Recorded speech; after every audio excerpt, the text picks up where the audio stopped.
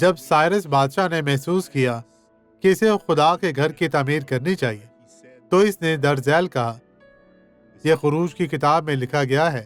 عزرا کی اصل میں باب 1 آیت 3 میں، پس تمہارے درمیان جو کوئی اس کی ساری قوم میں سے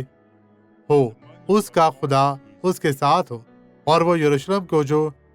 یہودا میں ہے جانے، اور خداوند اسرائیل کے خدا کا گھر جو یروشلم میں ہے بنائے، جو یروشلم میں ہے، اور وہ نہ صرف یروشلم میں رہتا ہے بلکہ ان لوگوں کے دلوں میں بھی جو اسے اپنے خدا اور نجات دہندہ کے طور پر رکھتے ہیں۔ اور ہمیں یہ بات ذہن میں رکھنی چاہیے کہ جب بھی ہم کچھ کرنے کے لیے تیار ہوں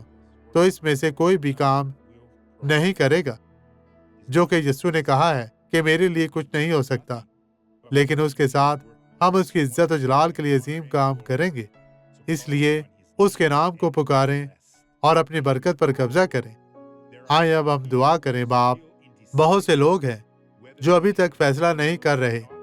کہ انہیں خدا کے گھر کی تعمیر میں مدد کرنی چاہیے یا نہیں۔ خداوند، تو ہر ایک شخص کو چھو، ان کے دلوں کو چھو، پاک صاف اور مسح کر اور انہیں بڑی برکت دے خداوند، تاکہ وہ تیری خدمت کریں، تیرے نام کا جے جے کار کریں، تیرا فضل ان کی زندگیوں میں، ان کے گھروں میں چمکے۔ میرے پیارے خداوند خدا، رحم کر خداوند، انہیں ایمان کی مضبوطی عطا کر۔ خداوند یسوع مسیح ناصری کے نام میں آپ سب مبارک ہیں، آمین۔